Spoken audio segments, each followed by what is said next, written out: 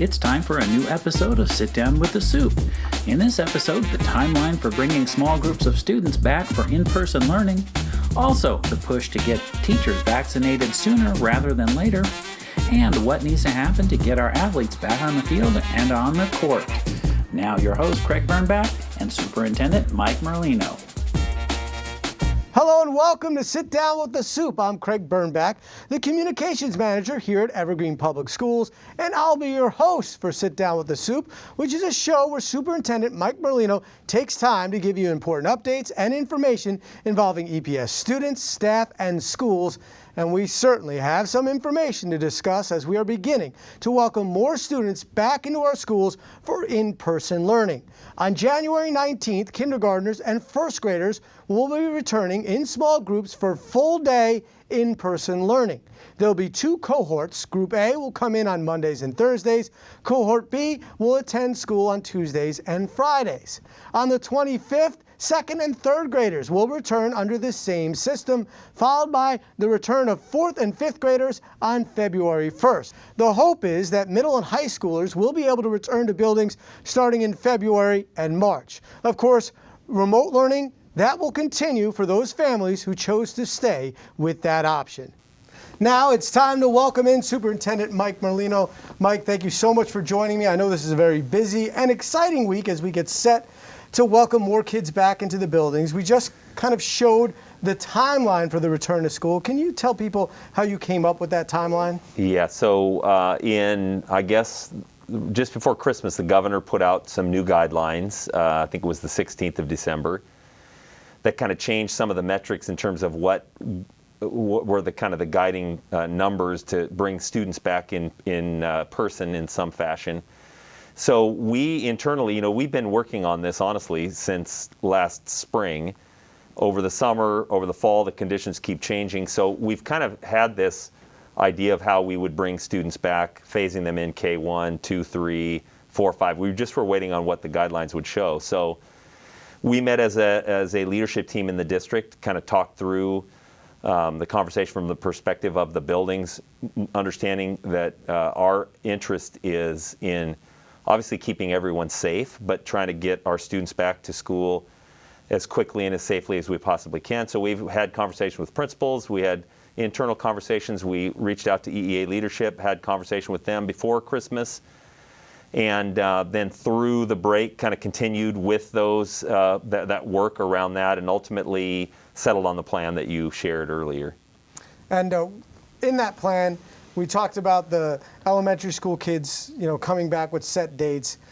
When it comes to middle and high schoolers, I know we're welcoming more students back at that age in small groups, but when do you think they might be able to get to a place where we're bringing them in like we are the elementary school kids? Right, so we have all along been bringing students on within the special education program.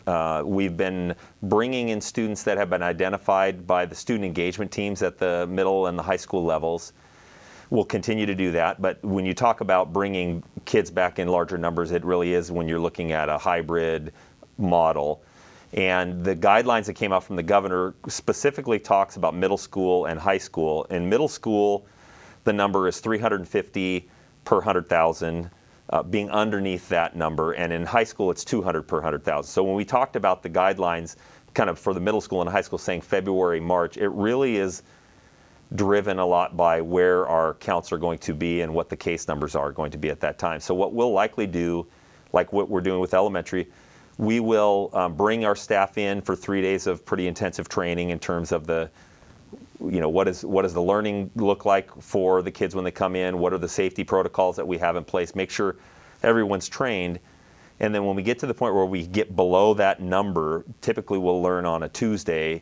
The following week we would likely come back in a hybrid phase. The question is, we're going to bring all 3 levels back. We likely would bring back maybe 6th grade and then 7th and 8th grade and then one of the grades in high school and then the rest of them. So we believe once we get below those metric, the 350 in middle school and 200 in high school, it'll be a week, 2 weeks after that we'll have kids back. Just got to get those numbers down, of course. Correct. Now, since September, we've had kindergartners coming into our schools in small groups. How has that experience helped as we move forward into these next steps? Well, I think what it's done, from the beginning there have been guidelines from the Department of Health. They've talked to us about wearing masks. They've talked to us about social distancing. They've talked about hand washing. We've talked about protocols around attestations, attesting to your health. I think we're going to start calling them a wellness survey. Wellness survey now, yeah. Through Skyward. Through Skyward, right. But basically attesting or stating that we're healthy, we can come in. So it allowed us to work through those protocols with actual students coming in. We worked through that.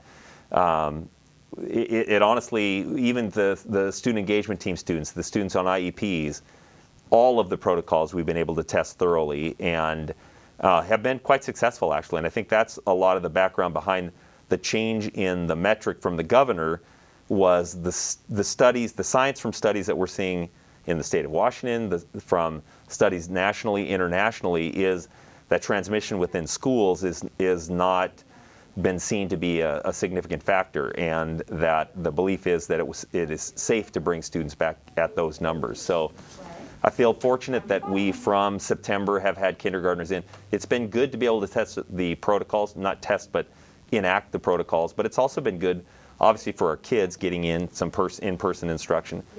And I really believe it's been good for our staff also to be able to be around kids. I mean, people get into teaching because they want to work with kids on site, not necessarily remotely. I'm not saying that everybody's done a great job with that, but it's, ultimately we want to have our kids back on site. And you talked about the safety protocols, you talked about a few of them, and coming up a little bit later, we have a short video that shows what schools looks like now, so parents that are sending their kids back into the buildings get to see some of those safety protocols and know what to expect. Yep. Now, last time we spoke, the vaccines were just rolling out. They're still slowly coming out, but what can, when it comes to our staff and getting vaccinated, I know that the superintendents have been meeting about this and discussing a strategy. Can you update some people on what you guys have been doing as a group? I think that the rollout has been maybe not as quick or rapid as what folks might like, and I even think the local health officials feel the same way. So first of all, we've offered our nursing staff to participate in vaccinations. We've offered our staff to work with the logistics of the Clark County Health Department. We've offered our facilities. We're trying to do everything we can to make the vaccine as readily available for folks that work for the district as we possibly can. So we've worked with Dr. Melnick and other superintendents and feel good about that. Yesterday, Dr. Webb from Vancouver and myself sent a letter to Governor Inslee and the State Department of Health. They've come out with kind of a pathway to vaccinations depending upon your age, depending on your underlying conditions, depending on the job that you have. And currently, schools are listed, I think, in the next line after they take care of healthcare workers. But it's initially only directed at staff members over 50, school employees that are over 50 years old. So we're really pushing for all school employees to be moved up. Those that are under 50, those that are over 50, moved up to that next round of vaccinations, which should occur in the month of February. I know that there's lobbying efforts in the legislature. There's a lot of efforts. We worked through an updated agreement with EEA here over the weekend and last week, and had conversations with them around the vaccine and trying to make it as rapidly available to our employees as possible. The WEA is working at the state level to try to make that happen too. So I think there's a lot of effort to just have it, have the prioritization reprioritized. From the beginning, school employees have been viewed as essential workers from the governor's office, and so we feel like it's important for us to work as hard as we can to make the vaccination available to our staff as quickly as possible. So hopefully we'll see some positive traction on that within the next week or so that we can give kind of more updated information on the possibility to get the vaccinations out to our staff employees in the month of February. And of course, when you're talking about EEA and WEA, you're talking about our teachers' unions and being in Yeah. constant contact with our teachers Yes. and letting them know what you guys are doing to try to get vaccinations available Yeah, I mean, for them. it was a the guidelines come out from the state on what the science guidelines are that we should follow from the Department of Health and the governor. And then we worked over the course of the last week with leadership from our teachers' union around some of the back to work protocols, just answering safety questions that they have, working with them on safety issues, working conditions, those kinds of things. So feel good about that conversation. Excellent. Now, getting kids back to school, obviously that's a huge step in kind of normalizing things, but another step would be getting sports back. And I know there's been some progress, or at least some plans to get sports going again. Can you update us on that? I think when the state came out with new guidelines, the WIAA was interested in understanding how the new guidelines would apply to potential for kids to participate in sport activities. And, they, again, we talk about planning. We've been planning for so long. They've been this plan, then that plan. But coming out of it, then the governor came up with a new reopening plan here, I think, last week. And it applies to sports. Every area of the state kind of is viewed as a region. Clark County, Cowlitz County, I think Klickitat County, Skamania County are the Southwest Washington region. There's metrics around cases, the numbers of cases, whether they're increasing or decreasing, the hospitalizations, how many people are in ICUs. So basically what needs to happen is for us, we're in phase 1, we need to be able to advance to phase 2 to be able to have the opportunity for sports to start. If that happens, February 1st, in the revised guidelines, the WIA is now saying that fall sports would occur starting in February 1st. And outdoor sports are treated a little differently than indoor sports. And so there's all kinds of guidelines. From the perspective of the district, if we hit the metrics, our intent is to allow kids to have opportunities to participate in sports. They're right now they're still doing workouts in small groups with their sports. I think it's very important for kids to have opportunities to do things that they haven't had an opportunity to do for the last year. So we just need, it's the same thing with middle school and high school, we just need to see the cases, we just need to see a turnaround, and that's why it's important for the vaccine to be distributed. I've been talking about it since December. Now that we have a vaccine, we need to efficiently distribute the vaccine. It's unfortunate that it hadn't happened exactly the way we want it to, but I think we still have an opportunity to make that happen. So if we don't hit those numbers, then I know that our GSHL folks, ADs, are meeting and talking about how to week by week look at how we can look at implementing that. So there'll be more information, but we certainly support the effort to get our kids back participating in athletics as soon as we possibly can following the guidelines. And Mike, I know our athletes can't wait to get back to competing safely again. And speaking of safety, as we promised before, we want to share with you a short video that highlights some of the safety protocols and procedures we have in place in our school buildings. We hope this will give you an idea what to expect as you send your student back into our school buildings. Our approach is being guided by the best available science and direction from state education leaders and state and local health departments. We're taking guidance from state and local health and education officials, but we can and are going further than the recommendations to take care of our students and staff in our schools. So what will students, staff, and visitors experience when they enter our schools? Well, all Evergreen Public School staff are required to take a training course on COVID-19 infection prevention. COVID captains, as they've been nicknamed, have visited every one of our schools to help make sure schools are as safe as possible. We walk through every school with an eye on social distancing, the personal protective equipment we would need, and how our custodial staff would need to conduct enhanced cleaning procedures. The district purchased masks and other personal protective equipment and cleaning supplies. Our maintenance staff is working tirelessly to make sure our HVAC systems are in proper working order, have the latest filters, and have increased outdoor air ventilation as much as possible.